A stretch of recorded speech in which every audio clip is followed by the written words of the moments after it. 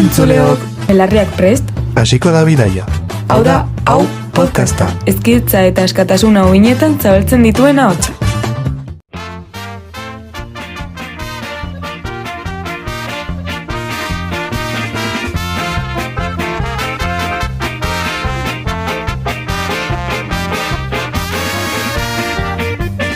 Hau bete kaie, hemen gaude hortatuen, oiazko tarro, zori bai, pandanguen. Iritsi dekordue, pantxarari zaztuez, barriek eta kantuek eiteko, gure jakie. Ane, kompadito! Gure parralda topaiten, gure bilotza guztiz iziki Irautza odolien, ageritzaigu zainetan, gure nortasunez zutiketatik nahi. Egun honen zule guztioi eta ongitorri hau podcastera. Gaur gurekin zaudeten guztiei eskerrak eman nahi dizkizuegu gure podcasta entzuteagatik eta espero dugu saio hau interesgarria izatea. Gaurkoan Jasone, Amaiur, Aitor eta Aimar elkartu gara. Podcasta hasi horretik eskerrak eman nahiko genizkioke Los Zapilotes Seriaus taldeari, gure nortasuna bestia erabiltzen usteagatik. Asko gustatzen zaigu zuen musika, eta benetako plazer bat da gure podcastean erabili ahal izatea. Gaurkoan arrazakeria zer den azalduko dugu. Motak, eraginak, adibide historikoak eta gaur egungo mugimenduak. Horrez gain, galderaren edo zalantzaren bat baduzue, podcast honen azpian dagoen iruzkinen zatian zerbait galdetza gustatuko litzaiguke. Zuen iritzea oso garrantzitsua baita guretzat. Egia esan, gai honekin gehiegi dramatizatzen ari garela iruditzen zait. Ematen du ezina dela ezer esan orain. Ni ez naiz arrazista, baina egia da kanpotik etorritako pertsona asko gure laguntzetik bizi direla eta hori institutu atariatan ere ikusten da. Hori esatea ez da arrazakeria, errealitatea baizik. Aitor, hori da hain zuzen ere arrazakeriaren oinarria. Aurreiritzi negatiboak. Datuak ondo aztertuko bagenitu, beste ondorio batzuk aterako genituzke. Adibidez, ikuspegin migrazioaren euskal behatokian ikusiko duzu hori gezurra dela. Arrazakeria diskriminazio modu bat da, eta gu haiek baino hobeak garela pentsatzen oinarritzen da. Hori da, arrazakeria ez da soilik norbait iraintzea. Pentsatzeko modu honek pertsonen aurkako bazterketa jendearkeria eragiten du. Munduak empatia gehiago izango balu ez ginateke egoera honetara iritsiko, baina oraindik badugu zerbait aldatzeko aukera. Bai, baina orain beldur pixka batekin joaten zara leku batzuetan zehar segurtasun faltagatik, eta denok dakigu zeintzuk ibiltzen diren arazoetan. Zuek mundu ideala ikusten duzue, baina kaleetan beste gauza bat dago. Aitor, hori da arrazakeria, delitua edo arazoak zuzenean pertsonen jatorrearekin edo etorkinekin lotzea. Askok pentsa dezakete arrazakeria iraganeko kontu bat dela, baina oraindik oso presente dago gure eguneroko bizitzan, nahiz eta ez hartu. Batzuetan pertsona bat gutxiesten dugu hitz bakar batekin edo begirada batekin eta ez dugu pentsatzen zein gogorra den bestearentzat horrela tratatua izatea. Espero dugu podcast honek gaur egungo gizarte arrazistari buruz hausnartzeko balio izatea. Izan ere, pertsona bakoitzak besteak errespetatuko balitu gizarte justuago batean biziko ginateke. Bueno, bale, jarraitu ezagun podcastarekin, baina nik berdina pentsatzen dut. Datuak hor daude eta hori da realitatea, naiz eta zuei ez gustatu. Beraz, azaitezen, asko azaldu behar dizuegu eta. Baina, zuek uste duzu arrazakeria beti modu berean agertzen dela, edo baditu ezkutuko aurpegiak. Galdera ona, egia esan da arrazakeria mota asko daude. Askotan individuala baino ez dugu ikusten, irainak edo mespretsuak. Baina badago beste bat askoz arriskutsuagoa, arrazakeria strukturala edo instituzionala. Ba, hau da sistema barruan dagoena. Etorkinak etxe bizitza lokatzeko zailtasun gehiago izatea edo gutxiengo etnikoek aukera gutxiago izatea hezkuntzan. Eta ez dugu ahaztu behar arrazakeria kulturala. Norbaiten arropa tradizionalari edo zentuari barre egitea ere diskriminazioa da. Arrazoia duzu, gainera ondorio psikologikoak izugarriak dira, estresa, antsietatea, baita ekonomikoak ere, pertsona hauek lanpostu onak lortzeko oztopoak dituztelako, eta horrek pobreziara daramatza. Ez dakit zuek, baina nik askotan ikusten dut futbol partiduetan zaleek jokalariekiko beharrezkoak ez diren jokaerak dituztela. Adibide nabarmena Vinicius Juniorena da, baina ez da berak bakarrik, beste futbolari askok ere jasaten dute, eta hori ez da bisteetan agertzen. Egia da, gezurra dirudi 21. mendea bizi garela. Legetan dena ondo dagoela dirudi, baina kalean denok entzuten ditugu horrelakoak. Ez al zaizuen ekagarri eruditzen egunero iruzkin arrazistak jasan behar izatea. Ni espertuko nitzateke eta gaizki sentituko nitzateke.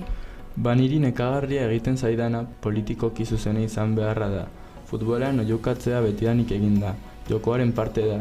Irakurri nuen imigrante ilegalek delituen portzentaje oso altua egiten dutela. Hori ez da rasismoa, datuak dira. Datu horiek testuingururik gabe erabiltzea arrazista izatea da. Pertsona horiei babenik gabe bizitzak dena zailtzen die. SOS arrazakeriaren arabera salaketen 15% gizarte laguntzak lortzeko prozedurengatik dira. Komunikabideek informazioa modu arduratsuagoan emango balute, jende askok ez luke horrenbeste gorroto justifikatuko. Gainera, pentsaera hori izan zen naziek erabili zutena. Badirudi bigarren mundu gerra aspaldi izan zela, baina mende bat besterik ez da pasatu. 6 milioi judu eta hijitu hil zituzten segurtasuna eta arraza garbitasuna aitzakiatzat hartuta. Bueno, naziak muturrekoak ziren, ni ez naiz horrelakoa, baina bakoitzak bere herrian geratu beharko lukeela uste dut. Hori Amerikako Estatu Batuetako Ku Klux Klanekoek ere esaten zuten. Zuriak babesteko beharra ikusten zuten eta beltzak izatzera ateratzen ziren mozorratuta. 4 milioi kide izatera iritsi ziren. Zure ustez hori defendagarria da? Ez, noski ezetz, hori basakeri bat da. Basakeriaren horren kontra altzatu zirenei esker gaude hemen. Rosa Parks gogoratzen, 1955ko abenduaren batean, autobusean eserlekoa ez uzteagatik atxilotu zuten, baina horrek Amerikako Estatu Batuetako eskubide zibilen aldeko mugimendua indartu zuen. 1975ko abuztuaren 6an, beltzek boto emateko eskubidea lortu zuten arte.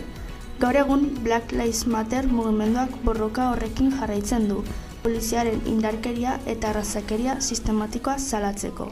Nire ustez mugimendu hori gehiagizkoa da. Poliziak bere lana egiten du, ezta? Segurtasun falta hor dago, eta datuek diote etorkinak delitu gehiago egiten dituztela. Horiz da arrazakeria, errealitatea da. Poliziak bere lana egin behar du bai, baina George Floydek kasuan ikusi genuena ezen lana izan, hilketa bat baizik. Mundu osoak ikusi zuen nola polizia batek itota hil zuen, gizonak ezin dut ernastu esaten zuen bitartean. Hori alda segurtasuna? George Floyd, Trayvon Martin, izen horiek guztiek erakusten dute beltza izateagatik poliziak susmagarri gisa tratatzen zaituela lehen momentutik. Mesedez, pentsatu momentu batez, zu kanpora joango bazina eta poliziak egunero geldituko bazintu zure koloreagatik bakarrik ez zinateke zerratuko, ni haren lekuan egongo banintz ez nintzateke batere seguru sentituko kalean. Egia zan ez nuke batere ondo hartuko, baina alere datu horiek hor daude.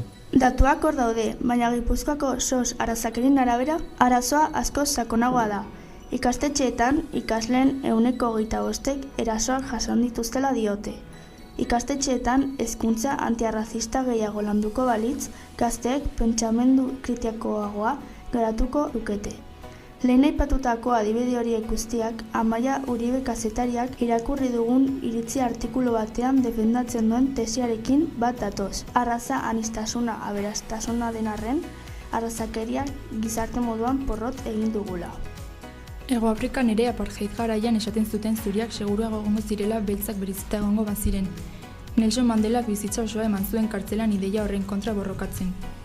Baina Mandela ez altzen preso egon indarkeriagatik, telebistan entzun dut batzutan ez zela hain baketsua izan. Nelson Mandela 27 urtez izan zen kartzelan, eta ez kriminala zelako, baizik eta sistema bidegabe baten aurka altxatu zelako. Aparte, garaian beltzek ezin zuten bozkatu, ezin ziren zurien lekuetara joan. Hori da, gainera kartzelatik atera zenean, gorrotoan erori beharrean bakearen bidea aukeratu zuen. Hego Afrikako lehen presidente beltza bihurtu zen eta Nobel saria jaso zuen. Berak esaten zuen, inorez da jaiotzen beste pertsona bat gorrotatzen, gorroto hori ikasi egiten da. Polita da esaldia, baina George Floydekin geratu zena ikusita, nola lortzen da hori gaur egunerekin? Lotura zuzena du, Mandelak legeak aldatu zituen, baina jendearen burutik arrazakeria kentzea zailagoa da. George Floyden heriotzak munduari erakutsi zion zure azalaren koloreagatik poliziak oraindik modu ezberdinean tratatzen zaituela. Egia esan ez nuen horrela ikusi. Uste nuen AEB-etako kontu bat zela bakar, gurekin zerikusirik ez zuena. Baina zer gertatzen da lehen aipatu ditudan delinkuentzia datuekin, ez dira asmakizun bat. Datu horiek trampa bat dira, Aitor. SOS arrazakeria Gipuzkoaren arabera, etorkin askok ezin dute lanik egin legeak debekatzen dielako.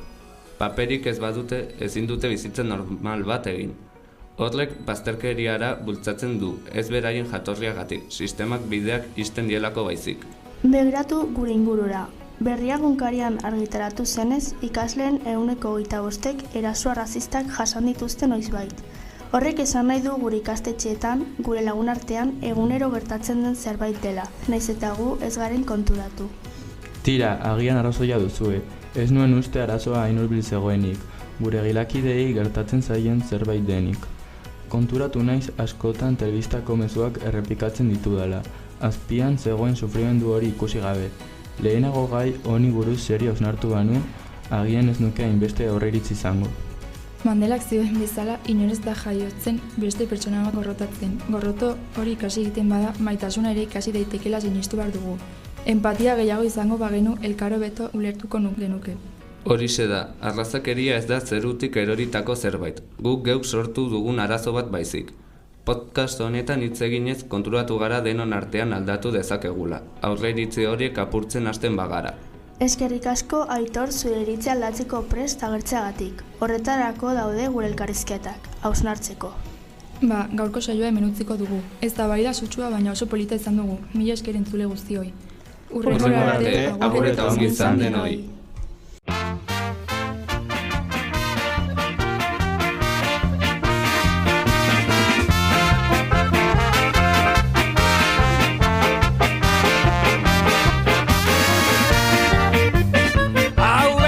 Hemen gaude hostatuen, oiazko tardo, zori bai, fandanguen.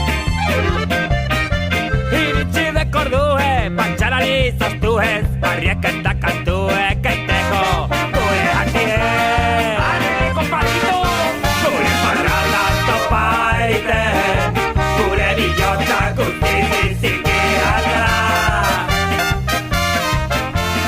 Irautza odolien, ageritzaigu zainetan, gure nortasunez dutik eta tinkorru nahi.